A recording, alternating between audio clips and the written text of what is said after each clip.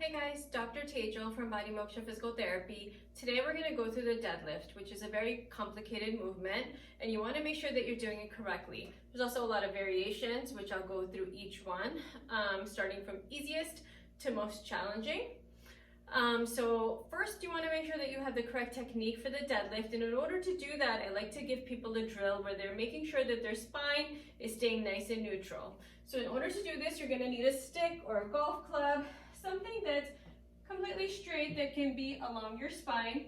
You want to make sure that the stick is touching the back of the head, middle of the shoulder blades, and your tailbone. And you want your feet to be just a little wider than shoulder width apart. To start the deadlift, it's a hip hinge movement, which is really important to know. You want to make sure that you're not squatting when you do this, because that's a completely different movement. You want to be hinging at the hip, which is folding at this angle rather than this angle.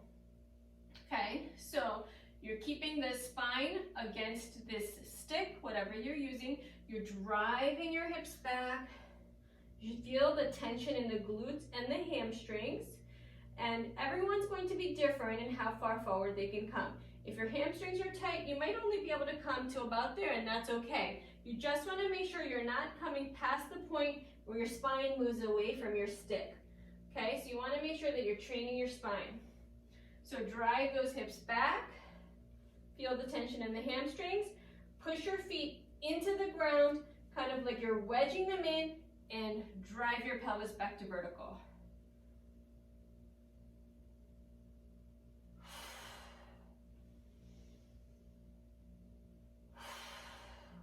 So this is going to teach you the correct form. Once you have your form down, you can start to add in some weights. So if you have a kettlebell, you can start with the kettlebell. So you're going to start with the kettlebell at the ground. In order to pick it up, you might need to bend your knees a little bit just to get there. And then you're going to wedge your feet into the ground to come up to stand. Drive your hips back, knees soften, kettlebell falls between the feet, spine stays straight. You want to make sure that you're not letting your spine collapse.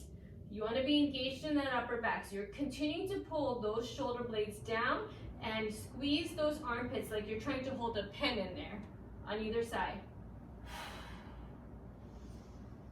Feel the hamstring tension. Feel the hamstring tension. Push into your feet. You can also, once one kettlebell starts to get easy and you don't have a heavier kettlebell, you can always use two kettlebells, which would look like this. You're going to go in between your legs.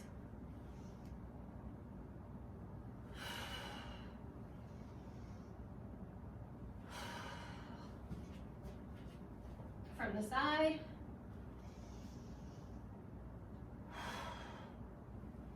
Make sure you're really pushing through your feet to pull your pelvis forward.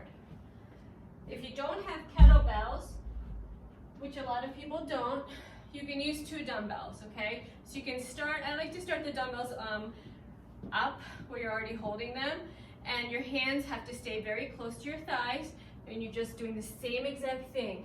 Drive the hips back, push into the feet, bring those hips forward.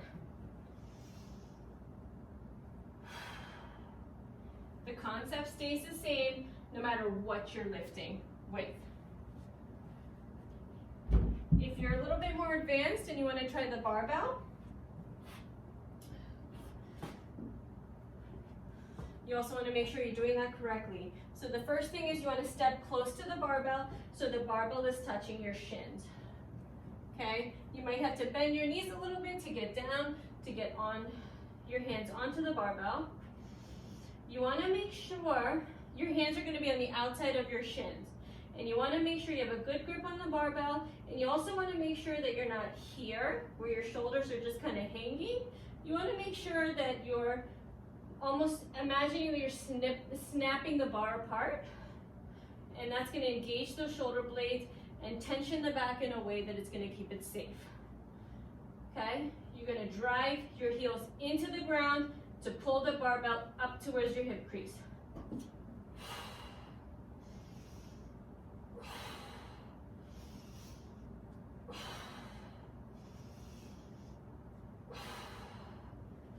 Make sure the head stays in line with the spine. A lot of people like to use trap bars, which I also like. So in order to use a trap bar, you have to have access to one, which a lot of gyms do. And now you're going to be standing in between the trap bar, centered. Your hands are going to be in line with your feet, and your feet are in line with the center of the bar. Okay? All the concepts remain the same. Feet are hip width apart. Spine is in neutral. Chin is tucked in. Squeeze into the bar to engage those shoulder blades.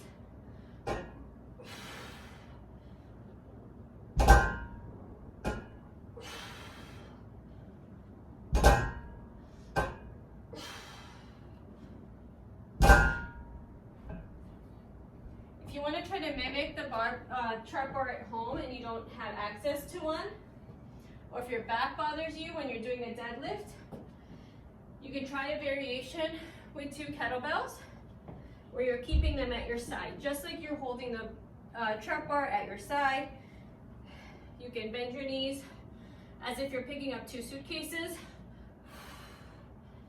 and just hold the kettlebells at your side as you do the same hip hinge motion.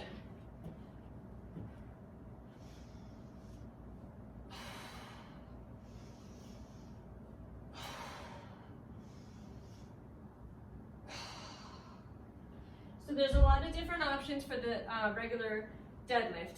You can use single kettlebell, it should be heavy, double kettlebells, double dumbbells, a barbell, or a trap bar.